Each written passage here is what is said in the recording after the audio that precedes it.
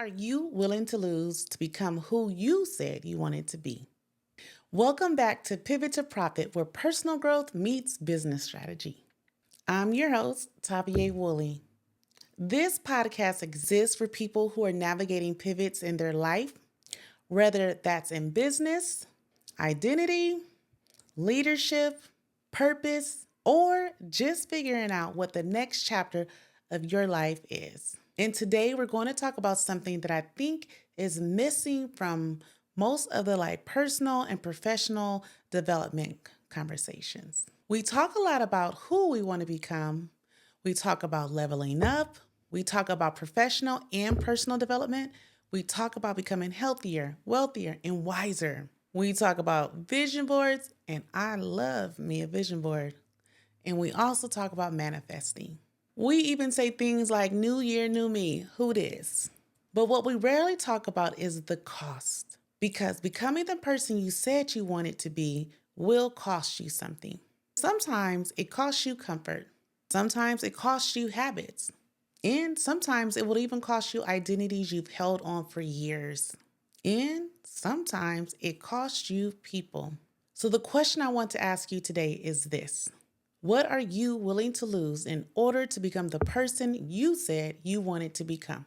Because growth is not just about what you gain. A lot of times, growth is about what you lose in the process. So let's get into the starting point that I think nobody talks about. One of the first things you have to do when you're getting ready to grow, and it's the thing that quite honestly a lot of people try to avoid, myself included, and the reality is you have to get brutally honest about who you currently are. And I mean real honest.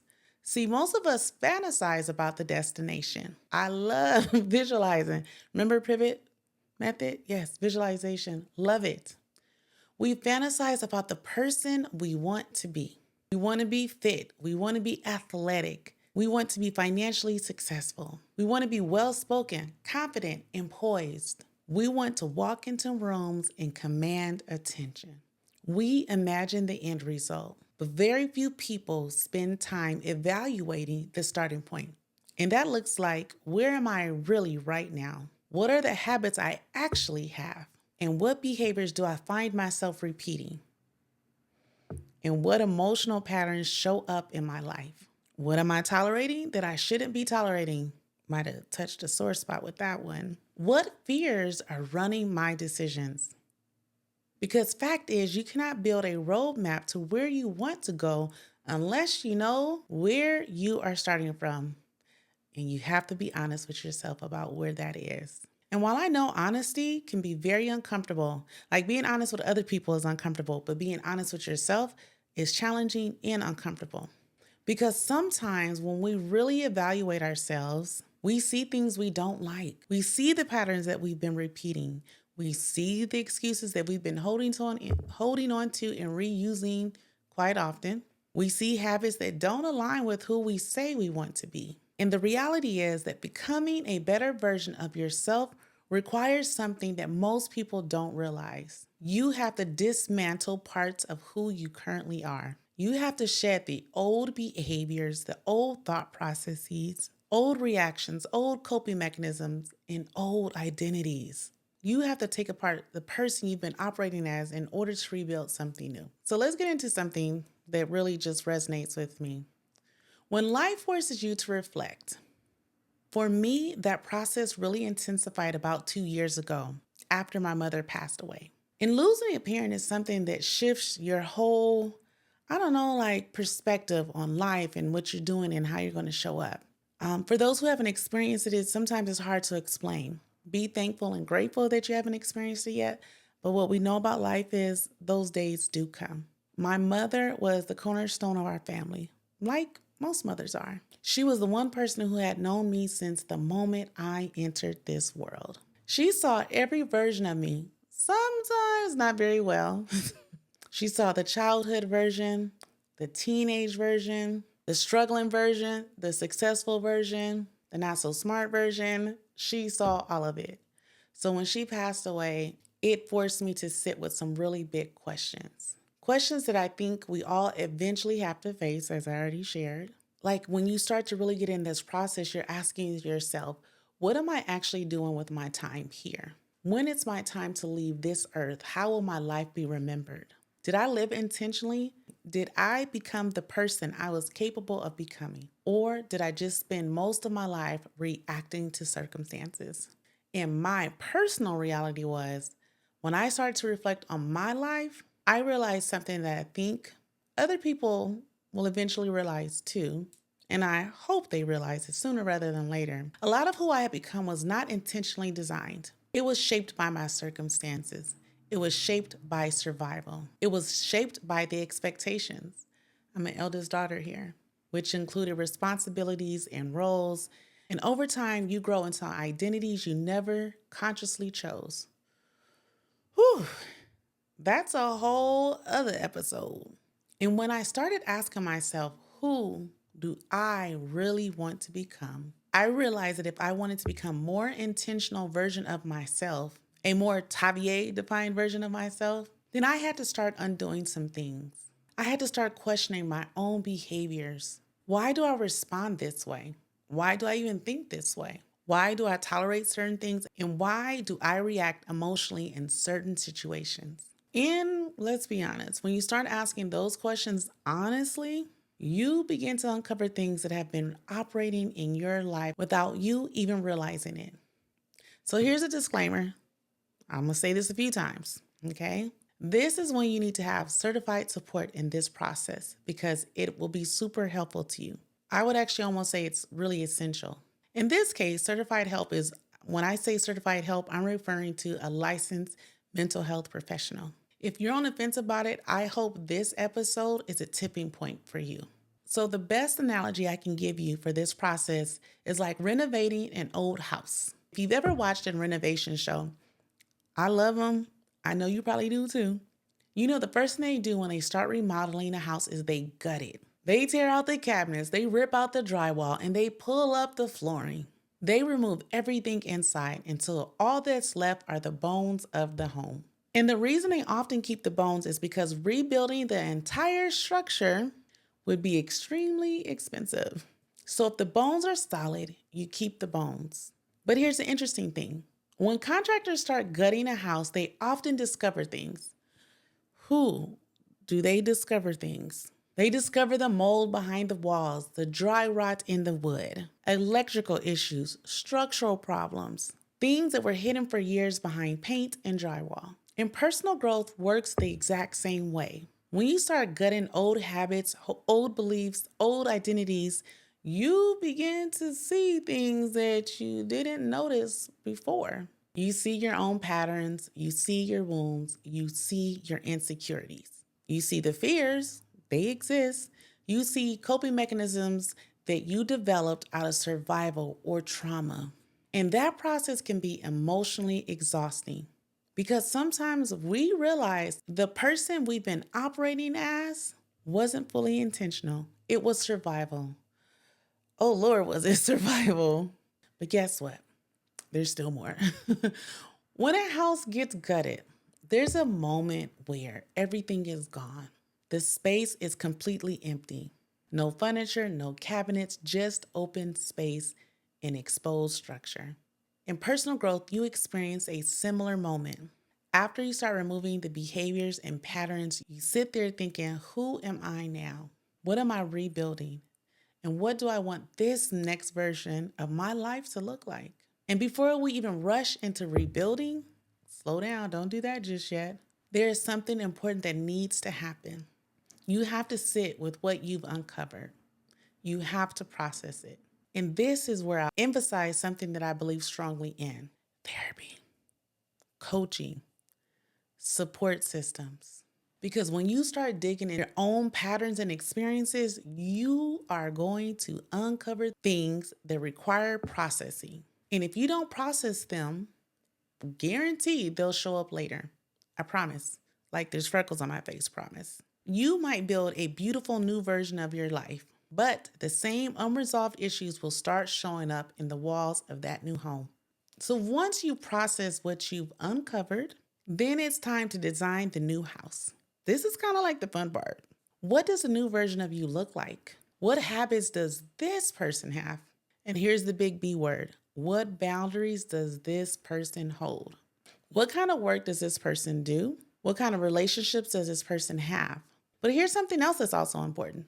When you're designing a new version of yourself, you can't only think about this season. You have to think about the long run. Life is not lived in 5-year increments. Life is decades, if we're blessed. Life could be 80, 90, or even 100. So the foundation you build for yourself now should be able to support you through those different seasons, such as growth, loss, change, success, challenges, of course, challenges. And once you've designed that version of yourself, then comes the part that many people underestimate. That's called the work. And it's called work for a reason. Yep, it's work. In this season of my life, I'm experiencing that process again through tennis. Now, tennis is my favorite sport. I played in high school. I've always loved the game. It's like the one sport I play and enjoy watching. But recently, I made the decision that I wanted to get to a level of competition, skill sets, playing in tournaments again. Now, you would think that since I played tennis before, getting back into it would be like a breeze, just a little conditioning and I'll be ready to go again, right? No, no. But here's what I've learned. The way tennis was played back when I played in high school has completely changed. The grip is different, the technique is different, and the strategy is definitely different. And what that means is I had to unlearn everything I thought I knew. Well, because it was obsolete. And that process is uncomfortable because when you're used to being good at something, yeah, I was good once upon a time. It's frustrating to suddenly be not good. It's horrible, actually. Sometimes even terrible, oftentimes in my case. And I think this is something people overlook when they talk about personal development. Growth often requires you to go back to being a beginner, to be messy, to make mistakes, to look awkward. Lord, if you come to the tennis court, I look really awkward. To not know what you're doing again. And that requires humility, a whole lot of it.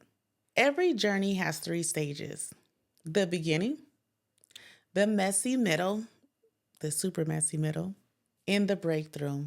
The beginning's exciting. Everything feels new. I bought me a new tennis racket, new outfits, looking real cute on the court. Everything feels possible. I'm imagining that I'm playing at the US Open, right? But then the messy middle rolls in, and that's where most people quit. And honestly, I've thought about quitting several times. That's where the excitement fades. That's where progress feels excruciatingly slow. That's where doubt creeps in. That's where people start saying things. And when I say people, I'm including myself. When they start saying things like this: maybe this isn't for me. Maybe I'm too old. Maybe I'm not good enough and I will never be good enough again. Maybe I should just go back to what I was doing before. But if you can push through the messy middle, something incredible starts to happen. You begin to see the new version of yourself emerging. And that's when the next challenge appears. I know I'm not letting up, y'all. This is real and raw. It's not going to be like a happily ever after all the time. All right, so just get used to it. When the new version of you starts showing up, not everybody will be ready for it. I'm going to hold your hand. Okay? People are used to the version of you they've always known. They know how that version behaves. They know what to expect. They know how to interact with that version. And when you change, it disrupts their comfort. Now, let me be very clear about something. We don't burn bridges. Okay, not all the time. But in this case, let's not burn bridges, okay?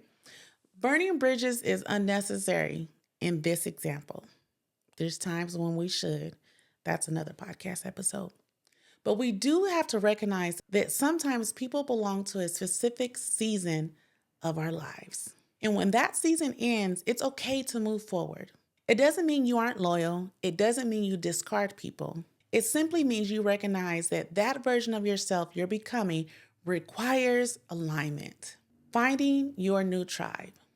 And this brings me to something just as important. As you evolve, you may need to build a new circle. I know, y'all. I know. We're going to require a new tribe, people who support this version of ourselves that we are committed to becoming. This new tribe will be made up of people who challenge you, people who encourage your growth, and people who hold you accountable. There's a saying that goes something like this. I'm probably going to butcher it, but you'll get the point. Show me the 5 people you spend the most time with, and I'll show you what your future will look like. The people around us influence our success, our mindsets, our business, our happiness, and the decisions we make. So if you've done the work to become a new version of yourself, you also have to invest in building a community that supports that. Because growth rarely happens in isolation, very rarely, unless you're a mold, then yeah, you'll be fine. It happens in community. So as we wrap up this conversation, I want to leave you with the same question I asked you at the beginning.